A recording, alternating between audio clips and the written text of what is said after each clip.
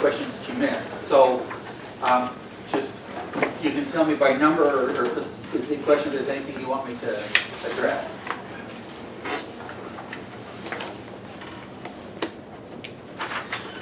So, no questions. Are you saying that since you know it's not on the final, you're forgetting it as rapidly as you can?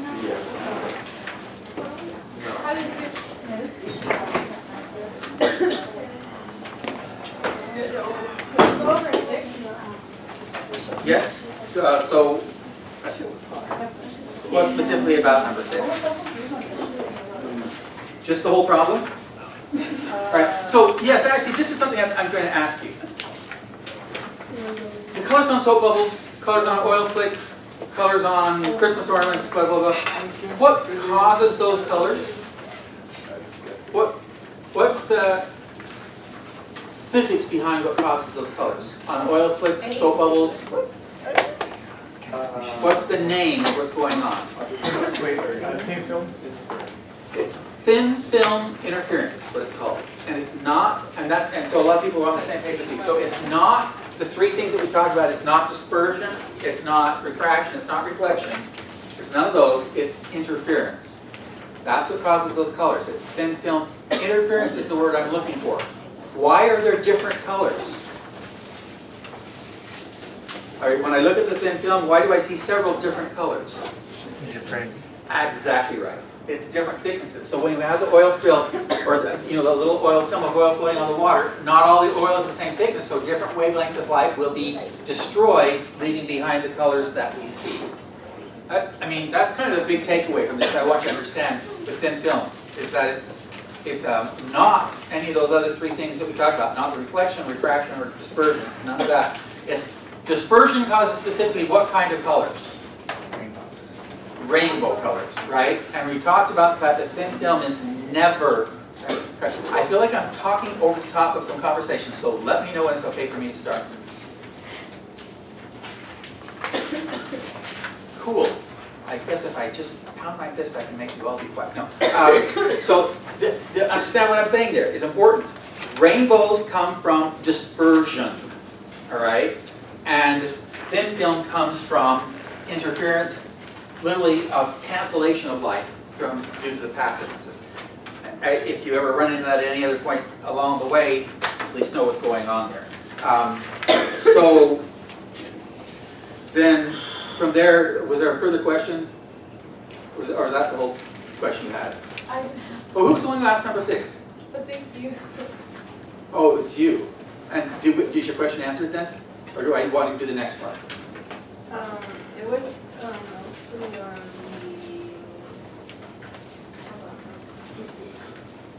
like the last question that you asked. I think. It's fine. It's fine. Yeah, it's fine. You got to figure it out? All right. Yes, enough. Oh, Alex, question for the second part. So why did we use the N for benzene versus... Whenever, again, I'm going to go. What is this kind of a problem called? Thin film interference. So guess what? Whenever we're trying to find what gets interfered with, which index do we pick? The one that's the thin film. The other indices are only there to tell me whether or not we have phase changes on reflection. All the interference occurs in the thin film. Does that make sense? Yeah. Cool. All right.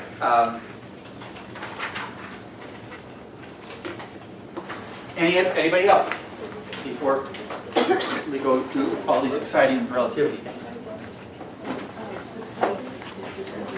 All right, so I guess the good news, bad news is there's only one test left. So I'm going to try for Wednesday to give you your little slips of paper. And Friday is the day that you would need to drop if you wanted to drop. Nobody at this point that I can see actually is in danger of needing to drop. So between the homework scores and stuff, some of you are flirting a little bit with disaster. So in particular, homework scores are 3 points. So make sure you do your homework. Get the homework done on time. But the homework is actually worth quite a bit. So you want to be sure you get that done. But at this point, like I say, nobody Nobody scores put them in the danger of actually failing the class. But if you're not getting the grade that you feel that you have to have, if for some reason, Friday is the last day to drop. All right, so, and I will, like I said, on Wednesday, I'm going to give you little slips of paper to say how many points I've got for you so far, what grade I would give you if I had to give it today. Okay. And then we've got one more test with ongoing homework and labs. All right, so now, moving ahead. On the homework that you've got due tonight, are there questions? The very, very last one, for the second set. So everybody has slightly different numbers. What numbers do you have on that problem? Let me bring it up.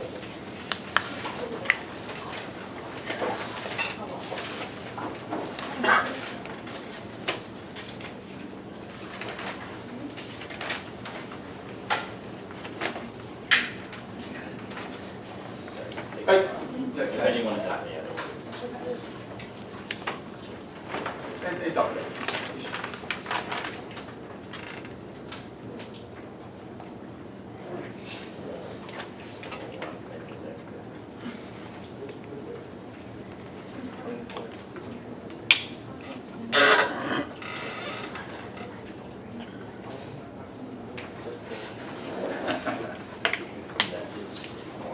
No, all right. So, well, I bring you that. Anybody, any kind of concept questions or any other questions you have about any of this material that we're dealing with relatively? So, I guess I have some for you.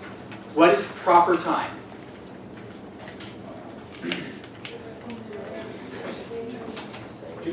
Same time, same place, same location. It's the time between two events that occur at the same location.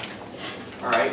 So does it make sense to you when I tell you that a muon, once it's created, has a proper time, which is its lifetime? Because when I create the muon, there it is, and when it dies, there it is. So if I stick with the muon, the time that I measure for how long it lives is the proper time. Once I establish a proper time, what clue do I have if I calculate any other times, what's something that could happen that I would know immediately that I'd made a mistake?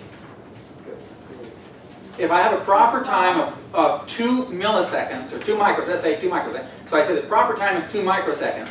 What's an answer that would immediately tell you that you've made a mistake? If it is slower. If it's faster. Anything that is faster than proper time cannot happen. Proper time is always the shortest time. All other times are longer. Does that make sense? You did come up with it? It's 25, 27. Okay, and but give me the date if they wrap the problem. You are on a spaceship traveling at 0.80 C. Okay. With respect to a nearby star, sending a laser beam to a spaceship following you, which is moving at 0.50 C in the same direction. So basically this picture.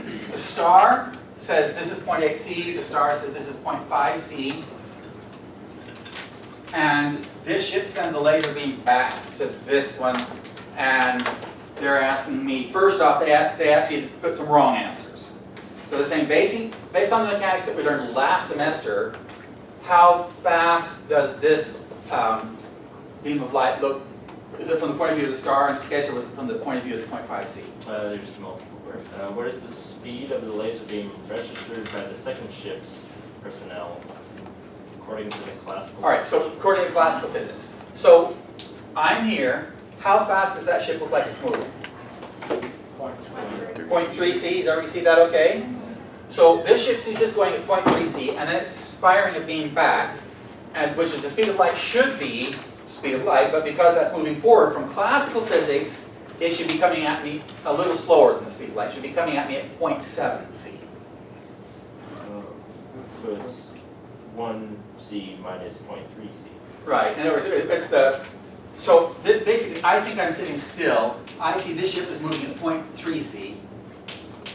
And when it fires the beam backward, I mean, this is being carried forward, so only 0.7 of it is actually coming back. That's classical, all right? And that's wrong, all right? What's the actual answer? C. C. Because the speed of light is the same for all observers in all reference frames at all times. It's the one constant in the universe.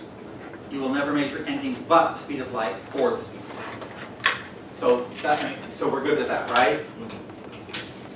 And then from there, then the next question is just put C, right? So part B is just the one after that is, I forget what the question is.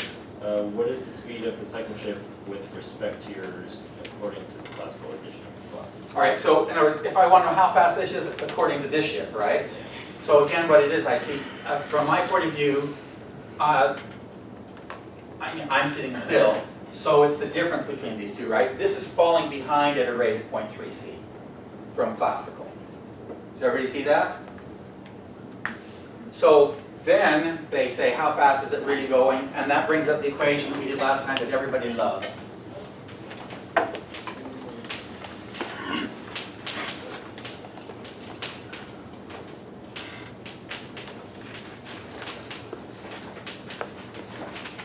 All right, so let's review what these all mean.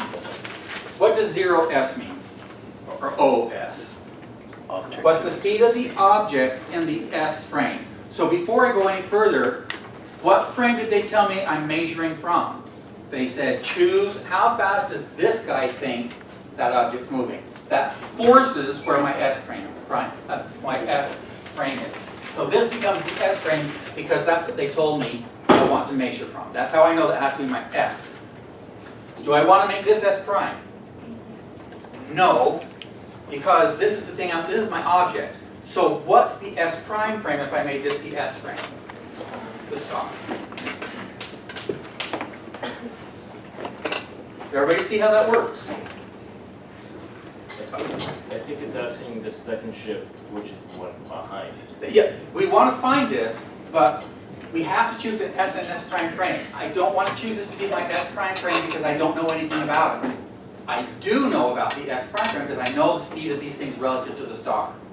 So the star has to be either the S or the S prime, and it turns out that it has to be the S prime because this has to be the S by the way of the question.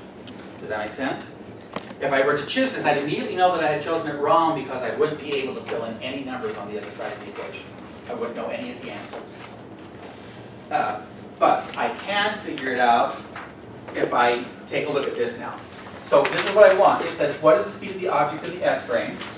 And it's going to equal, what is the speed of the object of the S prime frame? I know what the speed of this object in the S prime frame is because it was given, this is how fast it moves compared to the star. If I had chosen this to be the S prime frame, I wouldn't know what to put up here. All right, so that's how I know that I can't choose it. I wouldn't have the answers for it. It wasn't given to me.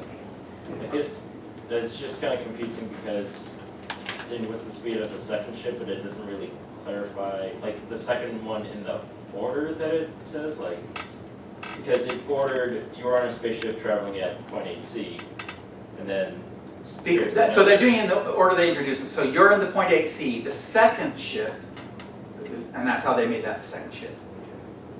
Because it's the second one they talked about. So are we good with what we plug in for this? How fast is the object going in the S prime frame? It is going 0.5 C. This one's a little trickier. How fast is S prime going in the S frame? It's really important to read these in the order they're written. So how fast is the first one going in the second one? So how fast is the S prime going in the S frame? And so if I come back here, if the S prime frame sees the ship going at 0.8 C forward, how fast is the ship going forward think the S prime frame is going? 0.8 C negative. So it's going to be negative 0.8 C. We good? All right. And then, now that we figured those two numbers out, they're the ones that come down here. But when you multiply them, it's going to give you a negative number. All right? Besides which, this negative number is bigger than this positive number. So I'm going to get a negative number. Does that worry me or excite me? It excites me. Because, why? No matter how you cut this ship is moving ahead faster than this one is. So if I'm in this ship, I'm going to see this ship falling behind, meaning it has a negative velocity. But they don't ask for velocity, they ask for speed. So be careful with that. Don't put the negative sign, they just want it without the negative sign in their answer. I don't like what they did because after all that work to get a negative velocity, I would have liked to have seen a negative answer, but to get the answer they want, just drop the minus sign. Yeah, Melissa? You said that this 0.5 C is falling behind also.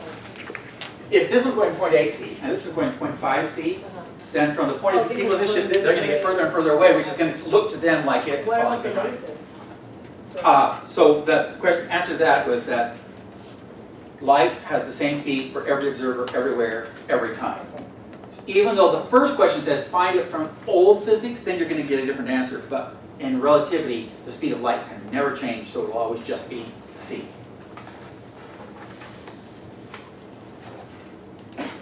The speed of light never changes for any observer. Okay. It's the only constant in the No matter what universe. happens. No matter what we're still happens, gonna consider If it. it's light, it has the same speed for every observer. And it's gonna be negative if it's going this way, or not? Strictly speaking, if we're treating the velocity, you're correct. But they're asking for speed, so they're not going to be looking for the sign. But you're right. Since it's Okay. going to the left, if I were actually concerned with velocity, I would need to make it negative. Okay? So, and I think that does all the parts on that problem, right? Yes, but I guess what was, the answer was 0.5c for all that, for the very last one.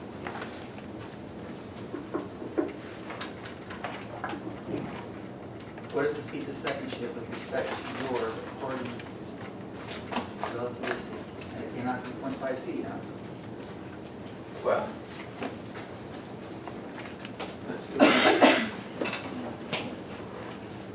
So we would have 0.5c minus 0.8c all over 1 plus 8 or minus 0.5 all over c squared, which is c squared, and that would cancel. All right, so I get minus 0.3c on the top. Oh wait, no, it works. Yeah, I see that's going to work. Yeah.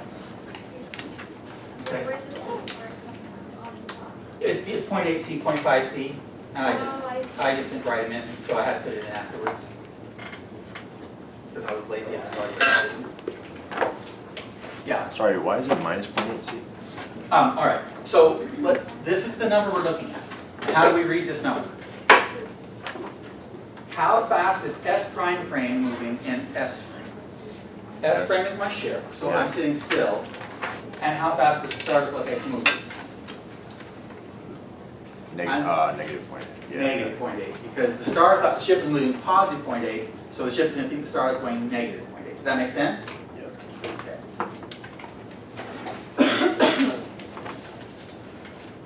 All right. So we're good on that one? All right. So other questions on any of that homework that's due tonight at midnight? You don't know yet, okay? Good luck with that. Yes. Is it midnight or 9 p.m.? It's midnight. Yeah. Oh, I don't know. Has it not been fixed? It's midnight. Yeah, is it midnight? Okay, yeah.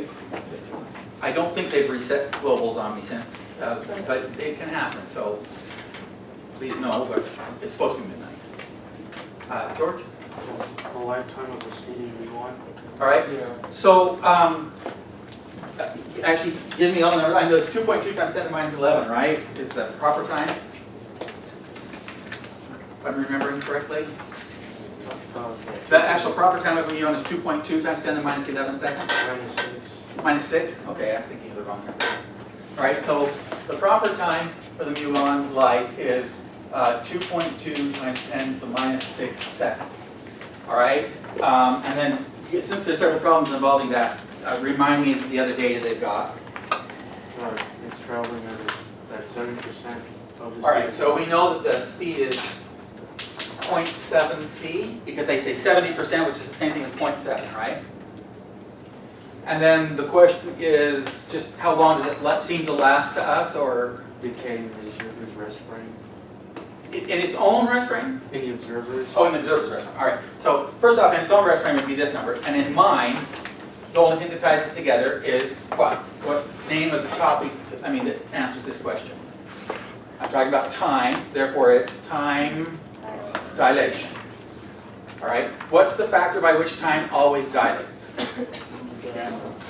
Gamma. All right.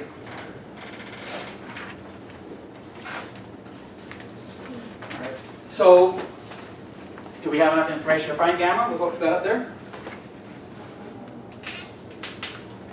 What's the thing? Only thing I need to calculate gamma? Velocity. Velocity. Right? All I need to find gamma is the velocity. When it's given in terms of c, it makes me warm and fuzzy because it makes it way easier. All right?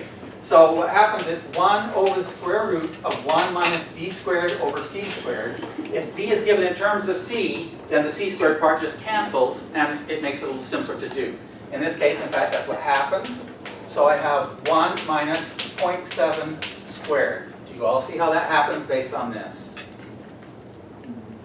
0.7 squared is 0.49, which means I'm taking the square root of 0.51. Yes? 7 squared is 49, 0.7 squared is 0.49, and then 1 minus 0.49 is 0.51. So this just equals, right, and you need a calculator at that point. You get this number. Is this number going to be bigger than 1 or smaller than 1? How do you know that? I'm dividing by a number smaller than 1. I need that to really click in your heads. Don't just, understand it. It's all, because you need to watch for this. How do I know this has to be bigger than 1? Because gamma can never be smaller than 1. So if you get a gamma that's smaller than 1, you've made a mistake. I need that to be filed in your brains because it will stop you from doing long, stupid work if you're off on the wrong foot. So if you find a value for gamma, it will always be larger than 1. It'll only equal 1 if you're stopped. If it's not moving at all. Alright? And if you get to the speed of light, it goes to infinity. Alright? So we want a number that's bigger than 1, and this will be. Then that's the factor by which we stretch the time. So once you get this number, you just multiply this by that factor of gamma, and that's the time that you measure in a reference frame that has this speed. Relative to the part. Okay? Yes? I have a question. Okay, so I know that you're plugging the velocity, but velocity is 0.7 times c, but you have c squared, where the other c goes? 0.7 c squared is 0.49 c squared all over c squared. Oh, okay. Thank you. No, it's good to call me out on it. I've done it so long that it happens automatically without necessarily saying what I'm doing. Oh, according to the second postulate of relativity. All right. So they've got one where you got one of those little road signs where the light is flashing, and there's somebody standing on the road, and there's somebody driving down the road, and they're saying, how fast does the light look to the person who's standing? How fast does the light look to the person in the car? And they say, according to the second postulate of relativity. What is the second postulate of relativity? Light speed is the same. The speed of light is the same for every observer at every location at every time, always, always, amen. Or something like that. Right? So both answers are C. In other words, there's no calculations involved. They just want to be sure that you realize it has nothing to do with anything. The speed of light for any observer at any time is the same. Okay? George. How would distance factor in? Back to this problem. All right, so yes. Again, read me how it's worded because I've been grading tests and looking at homework and my head's scrambled at the moment, so I don't have them still fresh in my head. How far would an E1 travel before it became if there were no time dilation? If there were no what? Time dilation. Oh, so in other words, they're asking you to do a stupid answer first.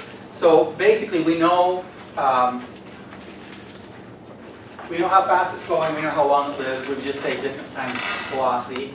Velocity times time is the distance. So you just multiply those two numbers together and find out what it is. Does that make sense? It should make sense because it's wrong, but at least you know what they're asking. They're trying to get you a real handle on the fact that classical physics will give you wrong answers. So I'm there to have you do it by actually calculating those wrong answers. Okay. Anybody else on any of those questions? Because you understand there's a whole new set of homework coming around the corner. Well, that was a lot. I yawn in the middle of something, how exciting that sounds. All right.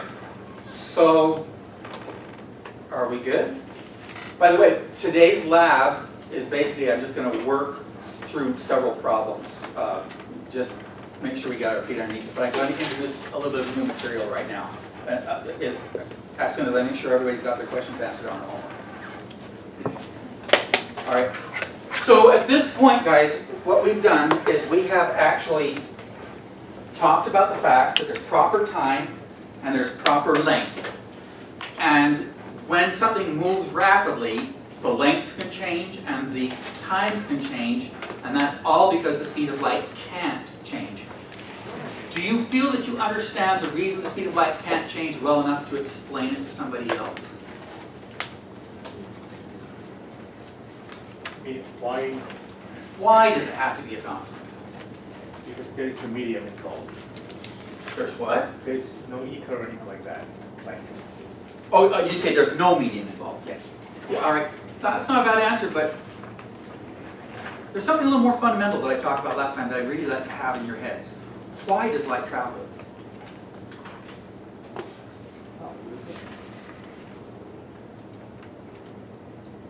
What is the nature of it? I mean, yeah, so, what is it about light that causes it to travel? What's waving?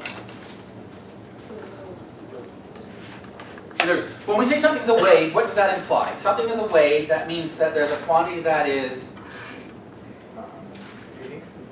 repeating but changing in time, right? So what is waving in light?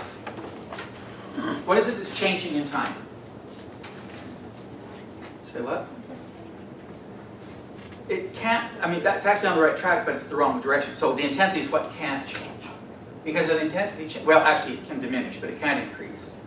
The only reason it can diminish is if it's in something that absorbs the energy. But in space, light travels, millions of light years and comes to Earth, and we can track it just fine. So what is it that's changing? I talked to you, all my lovely hand motions. The electric field. The electric field and the magnetic field. And this is, guys, this is the whole reason we study electricity first, and I know you don't really care. You have to pretend like you care. A changing electric field creates a magnetic field. A changing magnetic field creates an electric field. This is, look, I told you, this is why the pickup on an electric guitar works. Yes. Because when you pluck the string, which is made out of metal, it vibrates over a little fixed magnet. And when it does that, it causes a current to flow because there's a changing magnetic flux through the string, which makes a current flow in the string at exactly the same frequency as the string is passing back and forth in front of the magnet. All right? Whether that makes sense or not is not as important. A changing electric field creates a magnetic field, and a changing magnetic field creates an electric field. The faster the electric field changes, the bigger the magnetic field it creates, and the slower it changes, the smaller the field that it creates. So what you understand then is if I have a wave that's doing this, if I move faster but I don't change my amplitude, if I just move faster, I have to change more rapidly. Does that make sense? Watch, if I'm doing a wave and I'm doing this, and then I keep doing that wave but I'm going faster, you understand that at the same time I've changed more. Does that make sense? So here's the thing, is that if I change the electric field faster, it means it's going to create a bigger magnetic field, which means that magnetic field is also going to change faster, which creates a bigger electric field, and energy grows without limit. Do you see what I'm saying? Is if light were to travel faster, the fields would have to change faster, and because when fields change faster, they create bigger fields. Those bigger fields are going to create even bigger fields, which create even bigger fields, and it'll just grow forever. If it doesn't move fast enough, it can't quite recreate itself, and it dies to nothing almost instantly. The fact that light survives means there's one magic speed it can travel that exactly recreates itself. Any faster, it grows without limit. Any slower, it dies. And growing without limit isn't allowed because that's infinite energy for nothing. So it's only got one speed it can travel. This is really quite remarkable. And really it's something that I would like you to leave the class knowing. The reason the speed of light's a constant is because it's the only way we can describe what light actually does. On top of that, I pointed out the fact that Maxwell solved the equation for electric fields and magnetic fields in waves, and he got that the speed associated with this is 1 over mu naught epsilon naught. This is the high-powered thing. This is the, I don't care if you don't remember this, but it is interesting that it comes along because this was a number that was invented. This is 4 pi times 10 to the minus 7. We invented this because we could choose the unit. So we invented mu naught. Epsilon naught is something we can measure in the lab if we're careful. These are 2 laboratory quantities we can actually get out of instruments and measure or define. And once we've done that, that means anybody, anywhere who's not accelerating will get those same 2 exact numbers. And this turns out to be the speed of light. The philosophy of this is really important. It's really important that you get this. If I put you in a black box with no windows, you cannot do any experiment that can determine if you're moving. You can do experiments that determine if you're accelerating, but you can't do any experiment that tells you if you're moving. Because of that, that means the speed of light can never look any different no matter what speed you're going, because everyone will measure the same 2 exact numbers if they're not accelerating. And that means that's the speed of light for anyone. It never changes. It follows, yes, if you accept the fact that you cannot do any experiment in the black box. So you're not, are you saying you're not quite sure you want to accept that fact? My question is it an intuitive fact or is it a mathematical Okay, part? here's the It thing. makes sense. When I say fact, there are no facts in science. There are no facts in science. You understand that, right? There's no proof in science. We sometimes use words like fact and proof somewhat loosely, but if we want to be really precise, you're right. There are no facts and there are no proofs. But there has never been anyone, and there has been a lot of effort, who's ever shown it any other way. So there's never been an experiment that put this statement in any doubt. I'm not saying there won't be, but so far, no. Does that make sense? Yeah. I'm sorry, so you said that if you're put in a black box, you're not going to be able to find whether you're moving, right? But then you said you would be able to... Here's the way you can know this is true. You and I are the only 2 people in all of empty space. And you watch me drift by. Am I moving or are you? And you can't do any experiment to determine it. But Do you understand? No, this is really profound. Do you understand Yeah, why I that understand, means yeah. there's no way that you can ever test if you're the one moving? You can only say, I'm moving relative to you, but is that me or is that you or is it both of us? We can't do any experiment that shows that. I'm sorry, but you said something about acceleration. I didn't catch that. What was What I'm saying is that the special theory of relativity says there's no acceleration. So all these laws I'm giving you are the simple forms when there's no acceleration. They completely mirror Newton's laws. Newton's first law is what happens when the net force is 0. Not that there are no forces, but the net force is 0, then we have no acceleration. That's special relativity. When you have a net force that isn't 0, we have to go to general relativity. And I never even took a general relativity class because I looked at the book. First off, it was $100 some odd in days when books cost 15. And it was way over my head. And I just said, no. It's really, really complicated what I'm trying to tell you. I mean, I know just enough to know that instead of doing like simple equations x, y, z, you do you matrices where every element in the matrix is a multidimensional vector. So these are called tensors. So it's not so much that it's difficult, it's just really tedious. Okay. All right. So having said that, so we don't deal with general relativity except for some people have to fix cell phones, etc. Okay. So